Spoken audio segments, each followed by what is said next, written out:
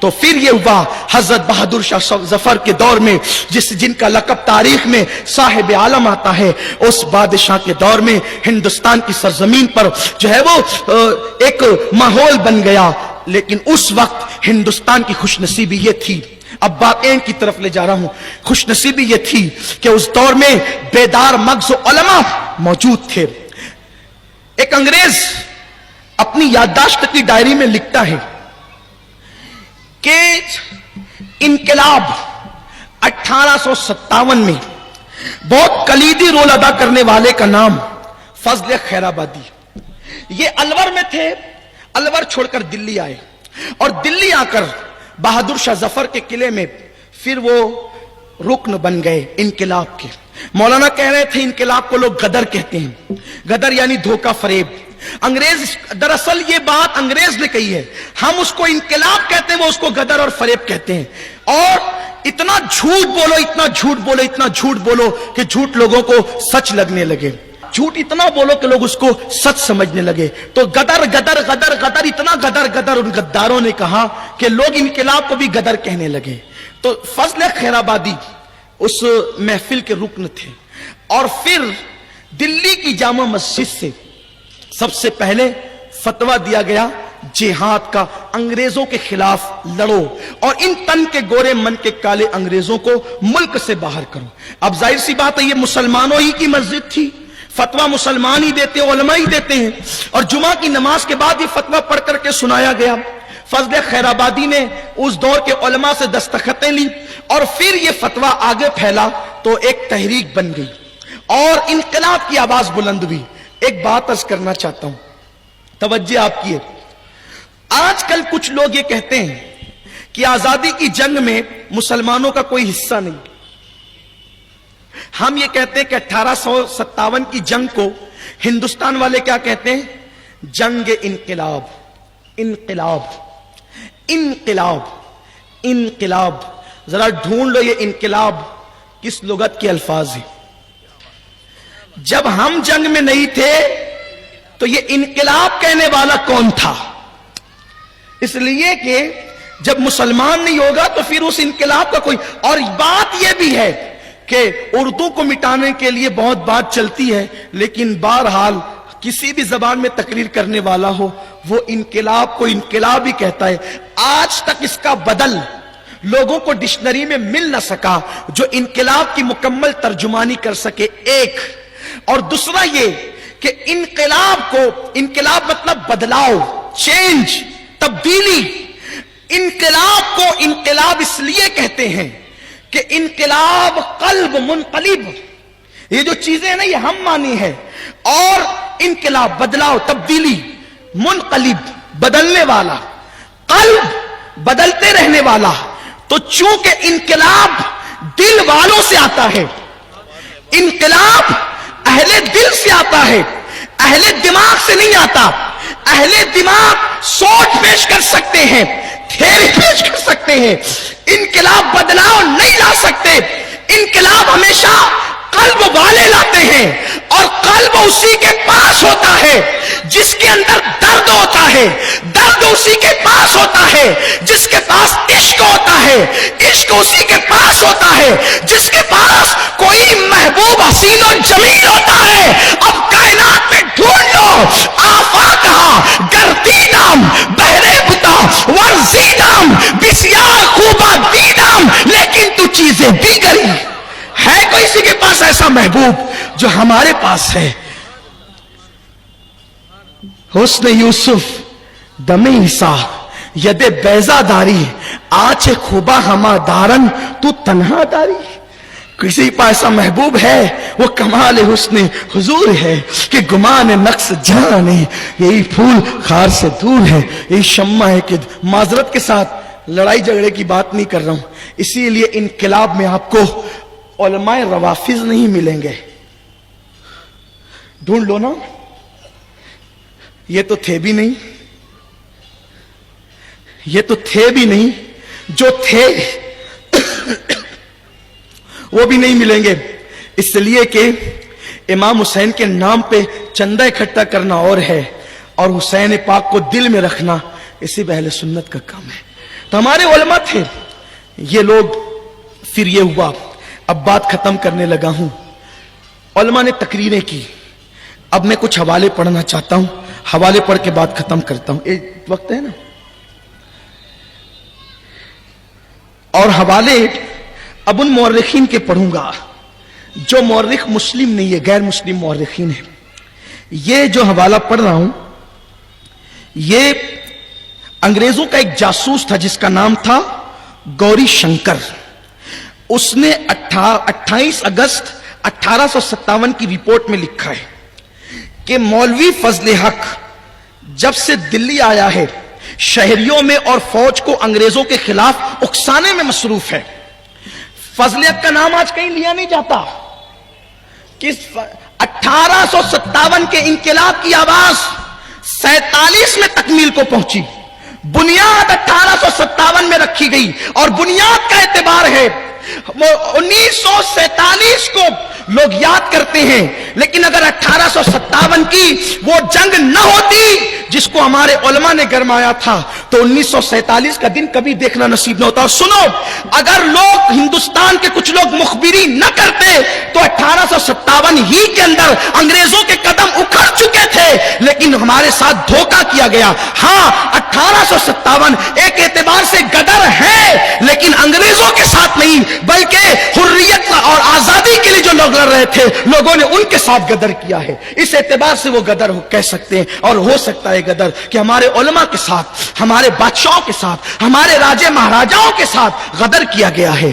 تو یہ گوری شنکر جو انگریز کے جاسوس تھے وہ لکھتے ہیں کہ جب سے مولوی فضل حق دلی آیا ہے شہریوں کو اور فوجوں کو انگریزوں کے خلاف اکسانے مصروف ہے. اور وہ یہ کہتا ہے کہ ایک گزٹ کے اندر اس نے برطانوی پارلیمنٹ کا ایک اعلان پڑھا جس میں انگریزی فوج کو دہلی کے تمام باشندے کو قتل کرنے کا اور شہر کو مسمار کرنے کا حکم دے دیا گیا ہے, اور صرف دلی کو پورا قتل کیا جائے گا, دلی کو خاک و خون میں نہلایا جائے گا, اور صرف ایک مینار بچا کر کے رکھا جائے گا تاکہ آنے والی نسلوں کو یہ بات پتا چلے کہ یہاں بھی کوئی شہر آباد تھا. یہ انگریزوں کا پلان تھا.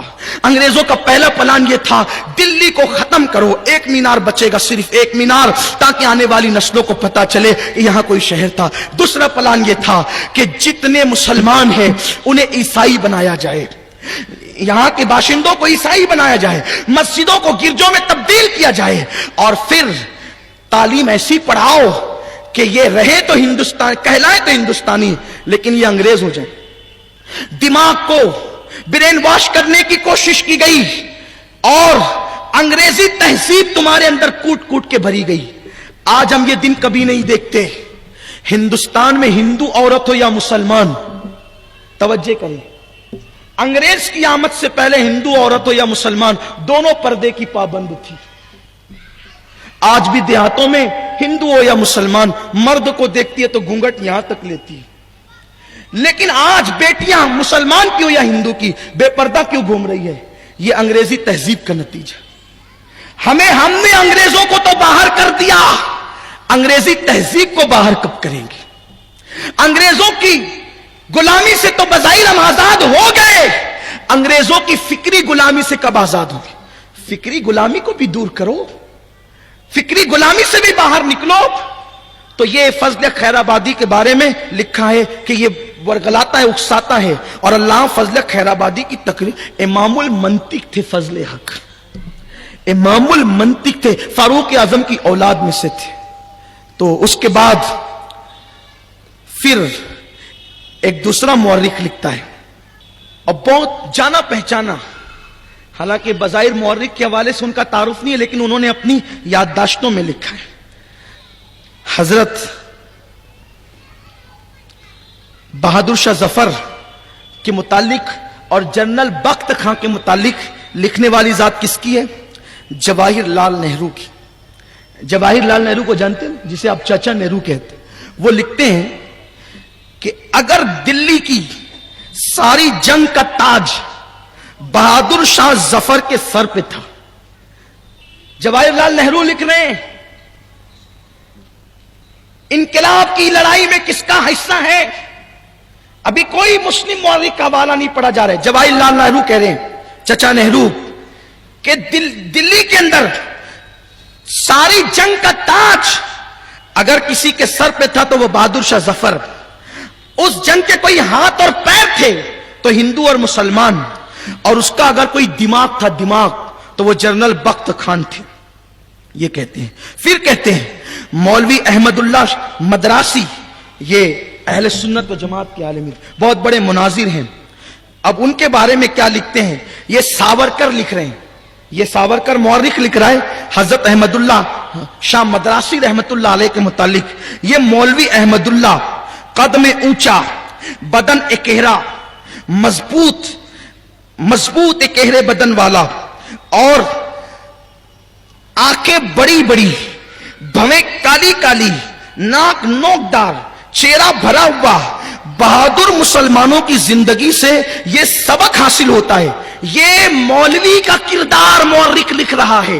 होलिया देखो, बदन एकेहरा, कद ऊंचा, आंखें बड़ी बड़ी, भवें काली काली, नोकदार नाक, और बहादुरी का यह आलम कि बहादुरी से यह सबक हासिल होता है कि इस्लाम के उसूल पर यकीन रखने वाले ऐसे देशभक्त हैं, यानी ऐसे वतन से मोहब्बत करने वाले हैं कि उन्होंने पूरी ईमानदारी और दयानतदारी के साथ अंग्रेजों की मुखालिफत की और अंग्रेजों को बाहर निकालने की उन्होंने जो है वो ऐसी कोशिश की कि उन लोगों के मर मिटने के जज्बे को देखकर लोगों को एक मिसाल मिलने लगी। और अब अपना आखिरी हवाला पढ़ते हुए टाइम खत्म हो गया कि मुसलमानों का किरदार क्या था। हमारे यहाँ फजल हक तो लड़े ही लड़े, मुफ्ती सदरुद्दीन आजुर्दा का तो हाल हुआ ही हुआ, काफी किफायत अली तो शहादत नोश फरमाए, हजरत काकोरवी ने जो है जेल की सजा भुगती। इसी तरीके से जो है वो खान अजीमुल्लाह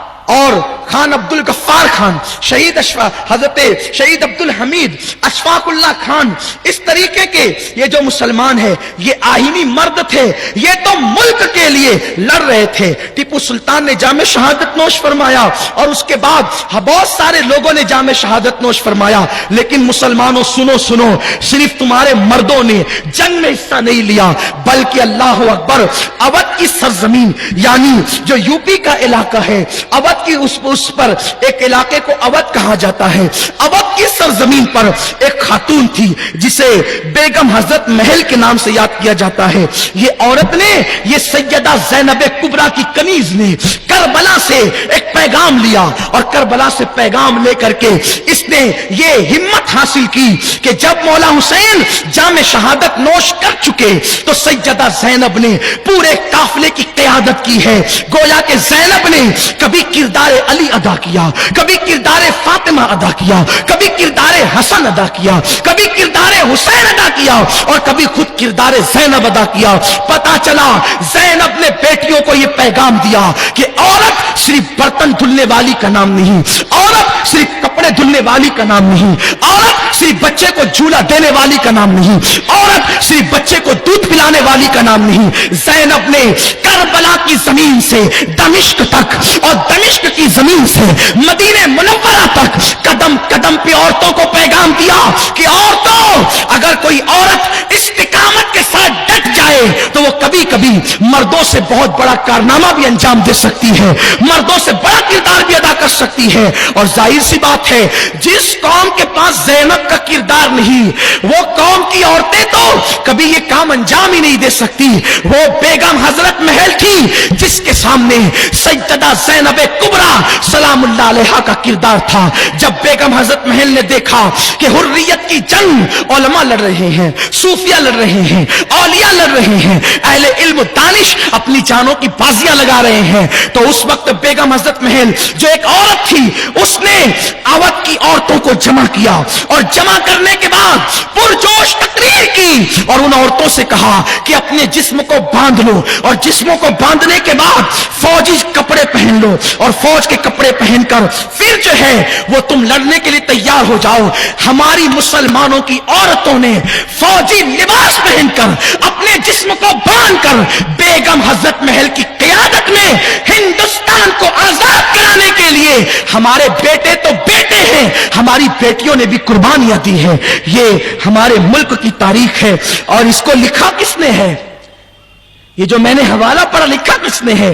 इसको लिखने वाले पंडित सुंदरलाल है। انہوں نے لکھا ہے کہ بیگم حضرت محل نے مسلم عورتوں کو لے کر ان کے جسم کو باندھنے کا حکم دیا اور فوجی لباس پہن کر انہوں نے لڑا. یعنی اپنی بیٹیاں تھیں مسلمانوں جو فن حرب ضرب بھی مہارت رکھتی. یہاں تو بیٹیاں پرس لٹکا کر ہیرو کا فوٹو لے کر گھوم رہی ہیں اور وہاں بیٹیوں کا حال یہ ہے. بیٹیوں کی ہنسنے کی بات نہیں ہے, دل کا درد ہے, تکلیف ہے دل. خدا کے لیے خدا تجھے کسی طوفان سے آشنا کر دے کہ تیرے بہر کی موجوں میں اضطراب نہیں. مسلمانوں اٹھو, پھر سے وہ دن لاؤ. ایجوکیشن تمہارے پاس ہو, دولت تمہارے پاس ہو. ہماری جماعت کے بہت بڑے مفکر نے کہا ہے انگریزوں کی آمد سے پہلے ہندوستان میں مسلمان اتنا دولت مند تھا کہ ایک ایک تاجر کے پاس اتنی دولت ہوا کرتی تھی, اتنی دولت برطانیہ کے شاہی خزانے میں بھی نہیں ہوتی تھی. ایک ایک تاجر اپنا اتنا مالدار تھا. کب تک؟ جب تک آپ مجروں پہ خرچ نہیں کرتے تھے, جب تک آپ عیاشیوں پہ خرچ. اللہ نے برکت دی تھی آپ کو. آؤ اللہ سے ڈرو, حلال کماؤ, حلال جگہ خرچ کرو, اپنے بچوں کی بیٹیوں کی تربیت دو, اور ماہرہ مطہرہ کا وہ پیغام آدھی روٹی کھائیں گے بچوں کو پڑھائیں گے, اس مشن کے تحت اپنے بچوں کو پڑھائیے. جب میں اس اسکول میں